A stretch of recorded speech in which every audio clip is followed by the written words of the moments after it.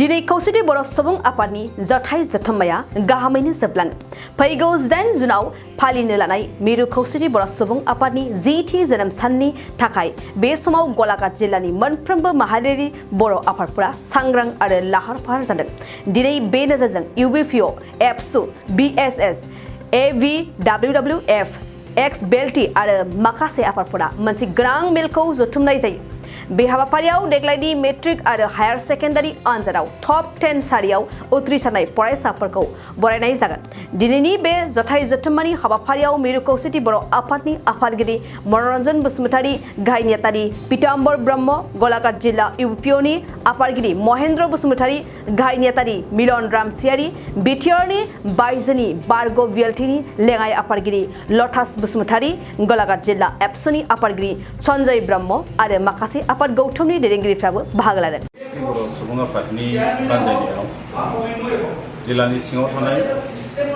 गलाघाट जिल्ला दुलाराय बर' फरायसा आफाद, गलाघाट जिल्ला आइजो अनसाय आफाद, गलाघाट जिल्ला बर' थुनलाइ आफाद आरो बिटिआरनि बायजोनि Ex-Blt वेलफेयार ससाइटि हेफाजाबाव आरो गुबुन गुबुन माहारियारि आफादनि हेफाजाबाव खौसेथि बर' सुबुं आफादनि मोनसे हरखाब मिथिं जायो। गुबै थांखियानो जाहैबाय फैगौ जिथु जोनोम सान खौसेथि बर' सुबुं आफादनि 10थि जोनोम सान 18 जुलाइ जुलाइखौ गाजा गोमजायै गलाघाट जिल्लानि सिसुपानि ओनसोलाव खुंनायनि थिम खालामदों। दाख्लै जोंनि मेरुनि जिथु जर'खा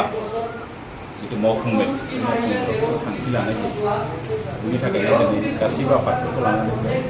सावरायनाय जायो। सावरायनायाव जोंनि बर' कसारि वेलफेयार समाज काउन्सिलनि गामि सोसननाय समस्ति दानायनि बागै बेयाव रायखांदों आरो बे आयदायाव जों खोब गोथौयै दुखु फोरमायदों। बिखेखै दाख्लै थांनाय 2 मेआव जिथु मोनसे नटिफिकेसन होनानै बर' गामिफोरखौ सिनायथि होनानै गनायथि होनानै समस्ति दानायनि जिथु नटिफिकेसन ओंखारदोंमोन बेनि साननै उनाव 4 थारिखआव बेखौ बन्द' खालामफिननायनि जिथु नटिस ओंखारबाय बेनि सायाव जों गोथौयै दुखु फोरमायदों आरो बे लेभेलखौ दाख्लै जों थांनाय 29 मेआव जिथु जोंनि भारत सरकारनि नखर बिफाननि सा सानजा भारतनि जिथु सचिब आसाम सरकारनि नखर बिफाननि सेक्रेटारि निराज बार्मा लोगोसे गुबुन बिफाननि मावथिफोरजों जोंना दुलाराय बर' फरायसा आफाद, खौसेथि बर' सुबुं आफाद जथायै जिथु कनफारेन्सनि सावरायनाय मेलाव जों बे आयदाखौ रायखांनायाव बिथांमोना सरकारजों बे आयदाखौ रायज्लायनो होयो। भारत सरकार, आसाम सरकारनि एजेन्डा होनो आरो बे लेभेलाव जोङो थांनाय 30 मे खालि आसाम सरकारनि ट्राइबेल बिफाननि मन्थ्रि मानगोनां रनज पेगुखौ लिंनानै बे आयदाजों बिथाङा माखासे उसुबिदानि थाखाय दोनथ'नाय जादोंमोन जोङो फोरमायो आरो बेखौ थाबैनो मावफिनगोन होननानै बिथाङा बाथ्रा होयो आरो बेखौ जों बिथां थाबैनो मावनो थाखाय खौसेथि बर' सुबुं आफादनिफ्राय बिथांमोना जोंजों जगाजग खालामफिननानै जोंनि आफादाव फैफिननायनि बाथ्रा होदों लिरनानै लिखितभाव आरो बिखेखकै जोंनि सासे आगुनि खौसेथि बर' सुबुं आफादनि गोख्रों सासे मावथि गलाघाट जिल्लानि Ex-Blt वेलफेयार ससाइटिनि चेयारमेन जिथु अमरेन्द्र नार्जारि बिथाङाबो बिथांजों थांफानानै बे आफादखौ दाफायनायाव बिथांनि गोबां बिहोमा दं होननानै आखाइ दं होननानै जों मिथिनो मोनो आरो बिथांजों टेलिफनिक भाबै रायलायो। बिथांनि माखासे उजुर आपत्तिफोर दङ। बे उजुर आपत्तिफोरखौ जुदि जों खनसे बिदा फंबाय हिसाबै जों जिरायनानै रायलायबानो बेखौ जोबस्रांगोन होननानै जोंहा मोनसे आसा दं आरो जोबगोन जों बेखौ फोजोबनो नाजागोन। आरो गाम्बाराव मोसाहारि बिथाङा जिहेतु जोंनि खौसेथि बर' सुबुं आफादनि गायसनगिरि गाहाय नेहाथारि बिथाङा बे आफादनि मोनसे सहानुभूति दं जोंनि सायाव जों बेखौ मिथिगौ आरो जों बिथांजोंबो रायलायगोन आरो बिथांखौ जों सामाजिक भाबै मालाबाबो बयकट खालामो आरो खालामनो नागिराखै जों खालामाखै जोङो खालामनो नागिराखै बिथाङा जिहेतु काउन्सिलनिफ्राय दंथ'योसै बिथांनि जेब्ला एलिगेसनफोर दङ बेफोर निष्पत्ति जानायनि उनाव बिथांनो जुदि कर्टआव गाव जुदि मोजां राय लाबोनानै फैफिनोबा जोंहा बेयाव बुंनो गोनां गैया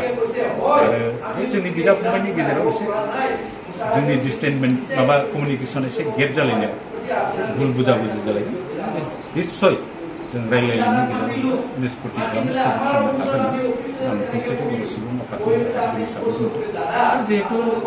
मानसिया थारमाने गोबां गोरोन्थि मावो हमनो हाया जासे मालाबा जालांमारो थारमाने जेरैहाय जोङो जुदि गोदोयोबा दैखौ दाय होयो जुदि सौथुयोबा अन्थाइखौ दाय होनाय बायदि गावनि खामानिनि हाबानि गोरोन्थिखौ थारमाने भाग्यखौ दुसि नङा होमबा गावनि गोरोन्थिखौ मानसिया मालाबाबो नुवा माबा मोनसे गोरोन्थि जादों खोमा सरकारा माने जों मोजां मोनसे फिथाइ मोनदों आरो जों जयैनो बिटिआरनि बायजोनि गासैबो बर' रायजोफोरनि खामानि मावफैनो हागोन होननानै फोथायनाय बिसोर मोनसे खुद्रिनानै बे आफादखौ दाफैदों जुदि रायलायनायनि गेजेराव सोरहा मा अजद दं बेफोर अजदफोरखौ जों सुंथायनो नाजाबानो बे आफादनि थालांनाय मानसिफ्रा जोंजों फैफिनबानो बे आफादनि खुनु अस्तित्व थानाय नङा होननानै जों मोनसे फोथायनाय। मोनसे गोजोनथाव खौरां 2023-24 सोलोंथाइ बोसोरनि थाखाय 11-12 थाखोनि गोदानै मुं थिसननाय लानानै फैदों बाक्सा जिल्लानि सालबारि बाजारनि साखाथियाव थानाय सेन्ट जेभियार्स इंलिश स्कुला। देग्लाय बोसोरनिफ्राय सेन्ट जेभियार्स इंलिश स्कुलाव आर्ट्स आरो साइन्स आयदानि थाखाय गोदानै फरायसाफोरनि मुं थिसननाया दायो सोलिगासिनो।